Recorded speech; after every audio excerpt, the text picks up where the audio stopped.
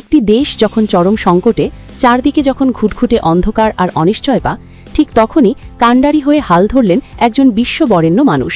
হ্যাঁ, তিনি শান্তিতে নোবেলজয়ী, বাংলাদেশের গর্ব ডক্টর মুহাম্মদ ইউনুস।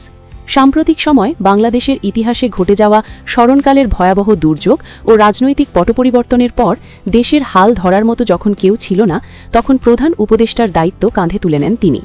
আর তার এই আগমনকে স্বাগত জানিয়েছে খোদ জাতিসংঘ থেকে শুরু করে পুরো বিশ্ব।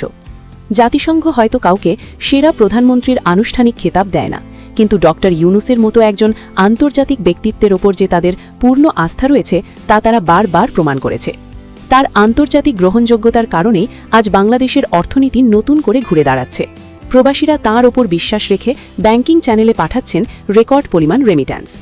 বিশ্ব নেতারাও মানেন, এমন একজন প্রজ্ঞাবান ও বিশ্বশিক্ষিত নেতাকে এই সংকটকালে পাওয়া বাংলাদেশের মানুষের জন্য সত্যিই এক পরম সৌভাগ্য। কোনো রাজনৈতিক স্বার্থ ছাড়া শুধুমাত্র দেশের প্রতি ভালোবাসা থেকে তিনি যে কাজ করে যাচ্ছেন তা এক অনন্য দৃষ্টান্ত। বাংলাদেশকে টিকিয়ে রাখা এবং নতুন করে বিশ্ব দরবারে মাথা উঁচু করে দাঁড় করানোর এই কারিগরের নাম বাংলাদেশের ইতিহাসে আজীবন স্বর্ণাক্ষরে লেখা থাকবে। ডক্টর মুহাম্মদ ইউনুসের এই অসামান্য নেতৃত্ব নিয়ে আপনার কি মতামত? কমেন্ট করে জানান আমাদের। ভিডিওটি ভালো লাগলে লাইক দিন এবং এমন আরও তথ্যবহুল ভিডিও পেতে আমাদের চ্যানেলটি সাবস্ক্রাইব করে পাশেই থাকুন। ধন্যবাদ।